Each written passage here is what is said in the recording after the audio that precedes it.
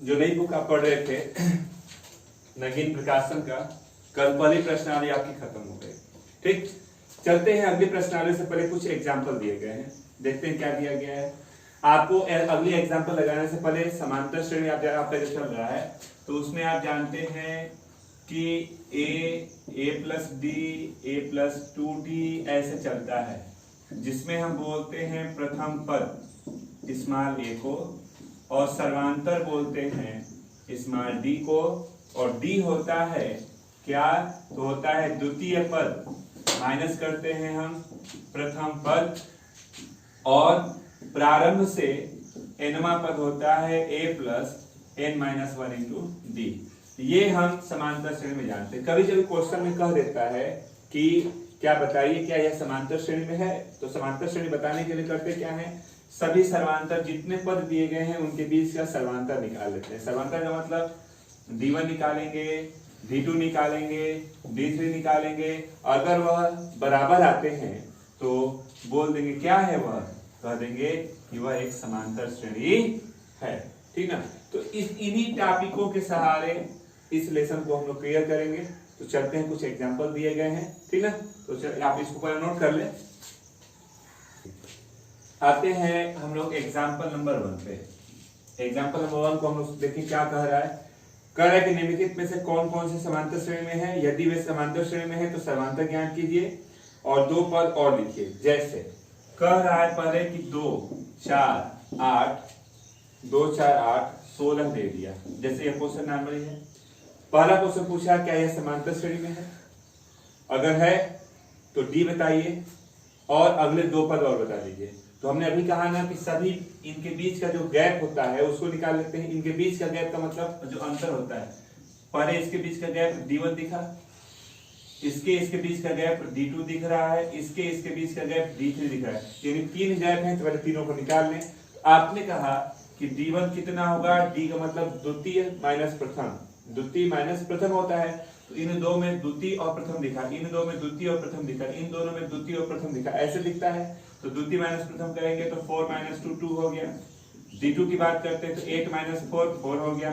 d3 की बात करते हैं तो ये आपके पास 8 हो गया। आपने कहा कि d1 d2 d3 ये इक्वल नहीं है, तो आप कह देंगे एपी में नहीं है, यानी समांतर श्रेणी नहीं है। जब नहीं है तो आपका काम यही खत्म हो गया, आगे नहीं बढ़ना है। अब इसी तरह से अगर हम लोग चले सेकेंड वाले पे, सेकेंड नंबर दिया गया है 2 5/2 3 और 7/2।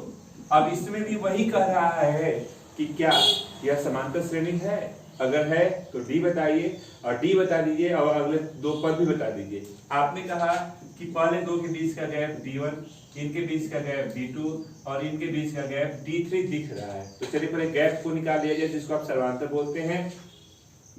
d1 की बात करते हैं तो दूसरा ऋण पहला यानी 1/2, d2 की बात करते हैं तो दूसरा ऋण पहला 6 4 5 1/2, d3 की बात करते हैं तो दूसरा ऋण पहला 1/2। आपने कहा कि d1 d2 और d3 इक्वल है, तो यह एपी में है, एक आंसर हो गया।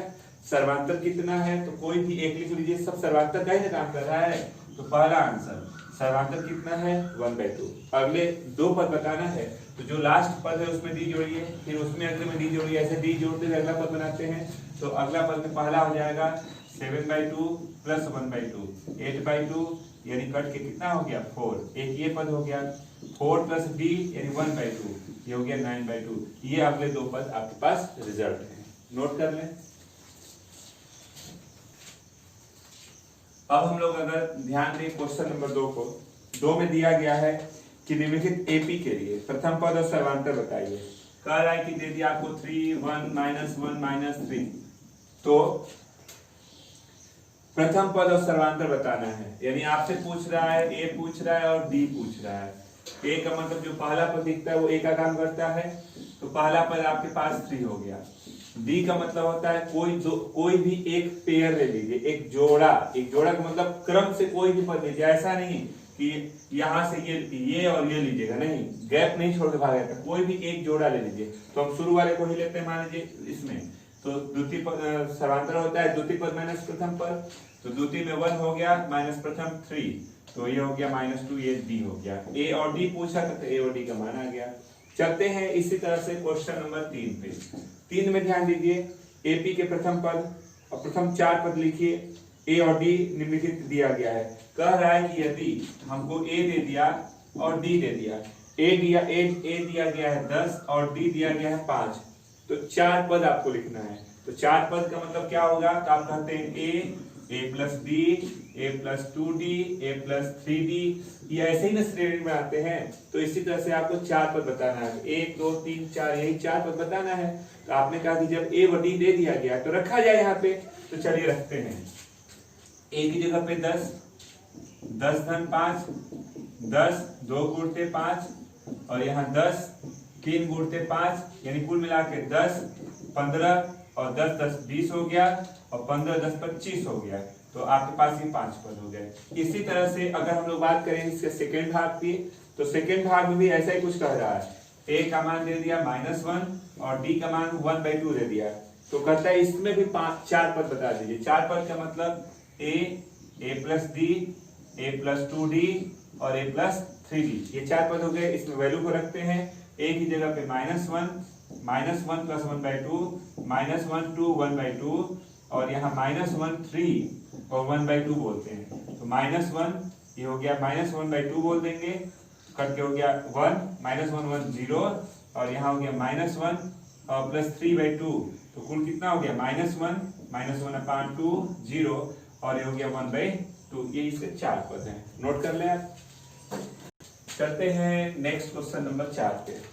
कहता है कि 4 7 10 डा दे दिया गया है। तो कहता है कि आप 18वां पद बताइए। आपको मालूम क्या है, पहला पद मालूम है, डी की जगह पे 7 ऋण 4 यानी 3 हो गया। हमारे पास फार्मूला होता था Tn इज इक्वल टू, आपको अगर याद हो तो आप लिखते थे शुरू से, प्रारंभ से लिखते थे, प्रारंभ से देख रहे हैं ना, तो आप लिखते थे कि प्रारंभ से nवां पद a plus n minus 1 into D. तो हमको प्रारंभ से ही 18वां पद निकालना है। तो जहां जहां n है वहां 18 रख देंगे, तो 18वां पद दिख रहा है, तो चलिए रखते हैं। तो आपने कहा T18 a 18 ऋण 1 गुणित d, यानी a धन 17d, तो यह 18वां पद है। चलिए ए व डी का मान रख देते हैं। तो 18वां पद a की जगह पे 4, 17 और d की जगह पे 3 है, तो ये 18 हो जाएगा। 4 17 × 51, तो ये 18वां पद कितना हो गया, ये हो जाएगा आपके पास 55 आंसर। ठीक, इसी तरह से अगर हम लोग चलते हैं क्वेश्चन नंबर 5 पे, ध्यान दीजिएगा। 5 नंबर में कह रहा है कि एक श्रेणी दे दिया गया है 6 10 14 डा का 25वां पद बताइए। अभी जैसे लगाया गया है वैसा ही कुछ है। आपको पहला पद मालूम हो गया है 6, डी की जगह पे 10 में से 6 गया 4, तो T25 के लिए अगर हम यहाँ देखें कि Tn निकालना होता है, तो जो n है उससे एक कम n का गुणा d के साथ कर रहे हैं। जैसे T18 है तो 18 से एक कम a धन 17d हो जा रहा है। तो सेम इसी प्रॉपर्टी को अगर हम यहाँ ले, तो 25वां पद को हम a धन 24d लिख सकते हैं, या आप फार्मूले पे रख लीजिए, आपकी मर्जी। तो T25 अगर हम निकालना चाहते हैं तो a की जगह पे 6, 24 और d की जगह पे 4 कर दीजिए, तो 24 चौके 96 हो जाएगा। तो T25 कितना हो गया, 96 में आप 6 जोड़ते हैं 102, 25वां पद कितना है 102 है, नोट कर लें। आप नेक्स्ट क्वेश्चन देख रहे हैं 6 नंबर।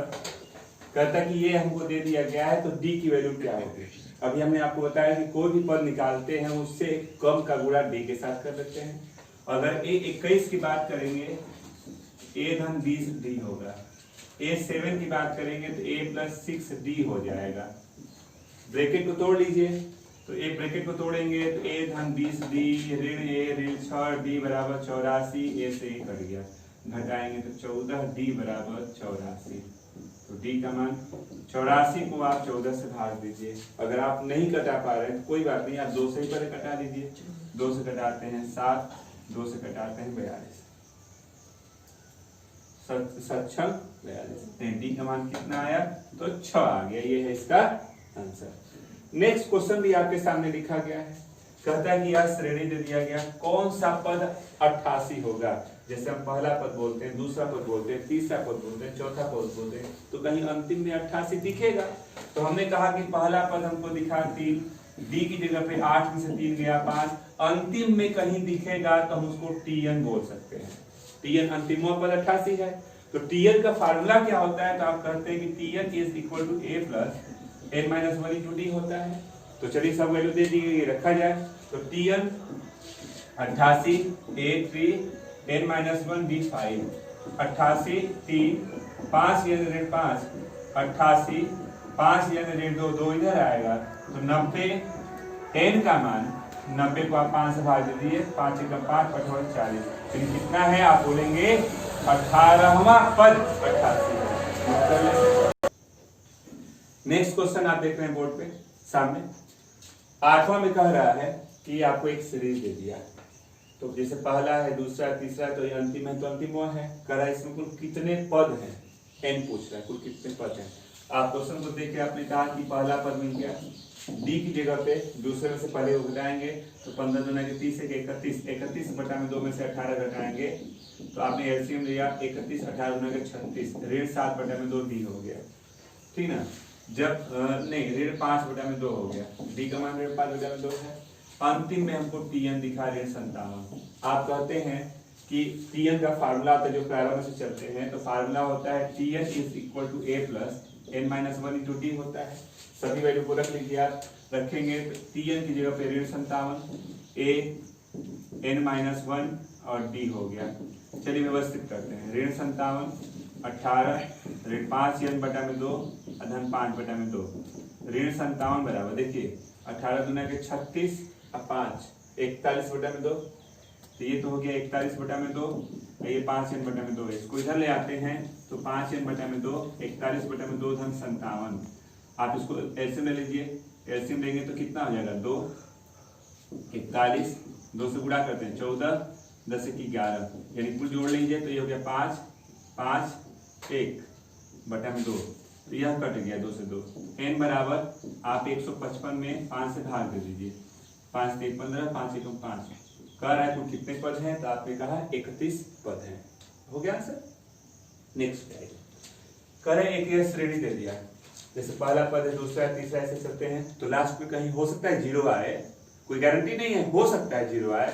तो आपको कहा पहला पद हमको 90 मिला, डी की जगह पे 87 में से 90 घटाइए ऋण 3, 0 कौन सा पद होगा, तो अंतिम में कोई होगा, तो हमने कह दिया कि अंतिमवा पद हमारा 0 है।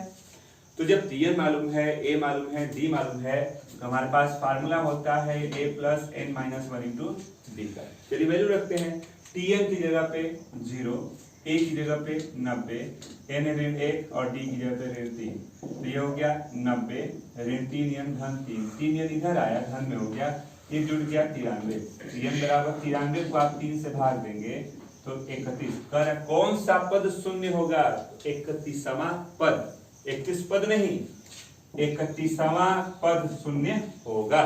नोट कर ले। क्वेश्चन नंबर 10 की बात किया जाए, ध्यान से सुनिएगा। कह रहा है कि एक यह श्रेणी दे दिया, ई का मान क्या होगा। आपने कहा श्रेणी को देखने से लगा कि पहला पद हमको दिख रहा है, हम अपने सूत्र को बदल रहे हैं, पहले पद को कैपिटल में मान लिया। कैपिटल ए है 2, 1 2 3 4 5 6 7 8, 8वां पद दे दिया 65। ई पूछने का मतलब 1 2 3 4 5 6, ई पूछने का मतलब 6वां पद पूछ रहा है, ठीक ना। तो आपने कहा कि हम क्या जानते हैं, तो हमने कहा कि 8वां पद का सूत्र होता है a धन 7 d, एक कम होता है ना। 8वां पद दे दिया 65, a है 2 7 d इधर आएगा तो 63, 7 d 7 नामा 63, d का मान 9 हो गया।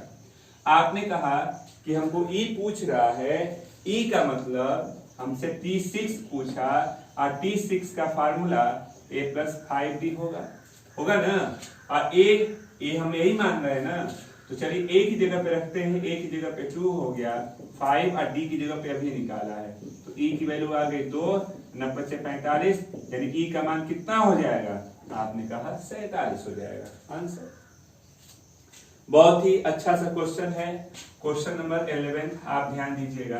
कहता है कि एक श्रेणी चल रही है, तो आप श्रेणी में देखें क्रमशः घटते हुए जा रहा है, तो हो सकता है कि आगे चलने पे पद ऋण वाले शुरू हो जाएं। तो पहला ऋण कौन सा पद होगा ये पूछ रहा है कि अगर हम शुरू करते हैं तो पहला ऋण पद आता है, सबसे पहला वाला जो ऋण पद होगा वह पूछ रहा है कौन सा पद होगा। तो हमने कहा कि ऐसे तो बता नहीं सकते हैं, ऋण कब शुरू होता है, तो 0 के बाद ऋण शुरू हो जाता है। तो हमने क्या किया इस क्वेश्चन में, हमने मान लिया कि हमारे पास ए दे दिया, ध्यान दीजिएगा, डी दे दिया 18 19/2 ऋण 10, तो ऋण 1/2 हो गया, डी का मान आ गया। हमने अपने मन से मान लिया कि अंत में हमारे पास एक पद आता है 0। 0 कौन सा पद है, तो हमने मान लिया कि वह nवां पद है। तो फार्मूला कहता है कि Tn बराबर a plus n minus 1 into D. 0 हमारे पास ये हो गया, a की जगह पे ये हो गया n माइनस 1, डी की जगह पे -1/2, ये हो गया 10 ऋण n/2 धन 1/2, इसको इधर लाते हैं तो 10 दूना 20 21/2, यानी n बराबर आ गया 21वां पद। हम ये कह रहे हैं कि हमने जब माना है कि 0 है अंतिम में, तो 0 कौन सा पद हुआ, 21वां पद। तो 0 के बाद अब अगले पद शुरू हो जाएंगे ऋण वाले, तो लिख सकते हैं कि अतः 0 के बाद आपका शुरू होता है ऋणात्मक, अतः 22वां पद पहला ऋणात्मक पद होगा। यानी आंसर क्या लिखेंगे, लिखेंगे यहाँ अतः 22वां पद प्रथम ऋणात्मक पद है। यही पूछ रहा था कि पहला ऋणात्मक पद कौन सा होगा, तो आपने कहा कि ऋणात्मक पद से पहले 0 वाला होगा, तो 0 को ढूंढ लिया। कभी कभी होता क्या है कि जब हम निकालते हैं तो यहाँ पूर्णांक नहीं आता है 0 का मान, जैसे मान लीजिए आ जाए 21 सही 3/4, तो कोई बात नहीं है। 0 का जो 0 वाला जो पद है 21 से 3/4 है, तो 21 से 3/4 के बाद अगला पद कंप्लीट 22वां पद ही ना होगा। तो जब पूर्णांक नहीं आएगा तभी डरिएगा मत, पूर्णांक नहीं है, अगला वाला पूर्णांक कौन सा पद है वो हमको बताना है। 0 तो 21वां पद है, 0 के बाद अब ऋण वाले पद शुरू हो जाएंगे, तो 0 के बाद कौन सा पद होगा, तो आप बोलेंगे 22वां पद ऋणात्मक पद, पहला ऋणात्मक पद है। आंसर नोट कर लें। 12 नंबर क्वेश्चन की अगर हम बात करें तो 12 नंबर क्वेश्चन पहले सुनिए ध्यान से। एक समांतर श्रेणी का 18वां पद, सुनिए ध्यान से, प्रश्नानुसार बना रहे, 18वां पद 10वें पद से 8 अधिक है। 18वां पद 10वें पद से 8 अधिक है, तो 8 जोड़ देंगे तो बराबर हो गया। तो कहता है अब आप क्या बता दीजिए, तो डी की वैल्यू बता दीजिए। तो आपने कहा कोई बहुत बड़ी बात नहीं है, 18वां पद को a धन 17d लिखेंगे एक कम, 10वां को a धन 9d लिखेंगे, a से a कट गया, ये इधर आएगा तो 17d में से 9d घटा दीजिए, तो 17 में से 9 गया 8, 8d बराबर 8, तो d का मान 1, ये आंसर हो गया। चलते हैं नेक्स्ट क्वेश्चन पे 13 नंबर पे। तो 13 नंबर को सुनिए पहले यार। कहता है कि एक समांतर श्रेणी का 26वां पद, सुनिएगा ध्यान से, 26वां पद का 11वां पद और अंतिम पद क्रमशः 11वां पद और अंतिम मतलब Tn क्रमशः 0, 3, -1/5 है। तो इसका सर्वांतर तथा पदों की संख्या बताइए। सर्वांतर का मतलब डी पूछ रहा है, आपसे पूछा है डी और n, ये दो चीज पूछ रहा है। आप ध्यान से पहले क्वेश्चन को सुनिए। 26वां पद का मतलब a धन 25d, एक कम, इक्वेशन फर्स्ट। 11वां का मतलब a धन 10d, इक्वेशन सेकेंड। घटा देंगे, कट गया, 15d बराबर ऋण 3, तो d का मान ऋण 1/5। इसको किसी एक इक्वेशन में रख लिया जाए, तो मान लीजिए हम रख देते हैं फर्स्ट में ही। अगर हम फर्स्ट में रखेंगे तो फर्स्ट में रखेंगे तो a 25 और d की जगह पे ऋण 1/5 0, a का मान धन में 5। d पूछ रहा था, तो आपके पास d आ चुका है, एक आंसर। हम आते हैं Tn पे, तो आपने कहा Tn is equal to a plus n-1 into D होता है। Tn दिया गया है कितना, -1/5, तो Tn की जगह पे रखते हैं -1/5, a की जगह पे 5, और n-1 और d की जगह पे -1/5 था। -1/5 5 -n/5 1/5 तो 50 25 26 26/5 n/5 इधर लाइए n/5 उधर जाएगा तो 26/5 1/5 कुल मिलकर 27/5 n कट गया 5 बच कट गया n बराबर 27। ये दूसरा पूछ रहा था कि n का मान कितना है तो 27 है। नोट कर ले। 14 नंबर आप ध्यान से सुनिए। कह रहा है कि एक समांतर श्रेणी का बीसवां पद ज्ञात कीजिए। बीसवां पद ज्ञात कीजिए यानी T20 पूछ रहा है। आगे पढ़ने दीजिए। जिसका सातवां पद इसके 11वें पद से 24 कम है। सातवां पद 11वें पद से ये सातवां पद 11वें पद से 24 कम है। ये 24 कम है तो इधर भी 24 कम कर सकते हैं। इक्वेशन फर्स्ट तथा पहला पद 12 है। a का मान 12 दे दिया तो कह रहा है कि आप 20वां पद बताइए। जब भी बात करते हैं क्वेश्चन की तो 20वां पद का मतलब a धन 19d। अगर हमको a मालूम है मालूम, अगर कहीं से d मालूम हो जाता है तो हल किया जा सकता है। तो आपने कहा कि सातवां पद को a धन 6d लिखेंगे और 11वां पद को a धन 10d लिखेंगे और ये ऋण 24 a से a कट गया। 24 को इधर ला दिए 6 को उधर ले जाएंगे तो ऋण 6d तो 24 बराबर 4d तो d का मान कितना होगा 6 होगा। जब d आ गया और a आ गया तो लिखते हैं डायरेक्ट T20 20वां पद a धन 19d लिखेंगे। a की जगह पे हमारे पास 12 है 19 और d की जगह पे 6 कर लीजिए। 19 में 6 से गुणा 9 54 4 5 हो गया a हो गया 11 जोड़ लीजिए ये हो गया 6 2 126 यानी 20वां पद कितना होगा तो आप बोल देंगे 126 हो जाएगा। इसी तरह से अगर हम लोग चलते हैं नेक्स्ट क्वेश्चन पे। चलिए क्वेश्चन नंबर 15 आप देख लीजिए। 15 में दिया गया कि एक समांतर श्रेणी का 9वां पद शून्य है। समांतर श्रेणी का 9वां पद शून्य है। ठीक है तो सिद्ध कीजिए कि 29वां पद 19वें पद का 2 गुना है। आपको सिद्ध करना है कि 29वां पद 19वें पद का 2 गुना है तो इसको भी 2 गुना कर दें यानी हमको दोनों साइड को बराबर दिखाना होगा जो प्रश्न अनुसार बनाया है। अब आपने कहा कि जब 9वां पद शून्य है तो 9वां पद का मतलब क्या आप जानते हैं तो a धन 8d बराबर 0 एक कम होता है। a का मान ऋण 8d बोल सकते हैं। इक्वेशन फर्स्ट ले लें। ये तो हमको मालूम इतना दिया गया है। अब जो प्रूव करना है उसका बायां पक्ष लेते हैं यानी T29 को a धन 28d बोलेंगे a की जगह पे ऋण 8d धन 28d तो T29 का मान 20d हुआ। अब ले लेते हैं यहीं पे आप राइट हैंड साइड 2T19 है तो 19 को हम a धन 18d लिखते हैं तो a की जगह पे हमारे पास ऋण 8d है धन 18d है। घटा देंगे तो 10 10 दुना के 20d। आप देख सकते हैं कि लेफ्ट और राइट दोनों इक्वल आया और आपको इक्वल ही प्रूव करना था। नोट कर ले। तो सेकेंड लेसन से पहले जो आपके एग्जाम्पल थे 15 लग गए। 15 के बाद अभी कुछ एग्जाम्पल्स हैं प्रश्नावलियां हैं उनको कल लगाया जाएगा। आज के लिए बस इतना ही रहने दीजिए।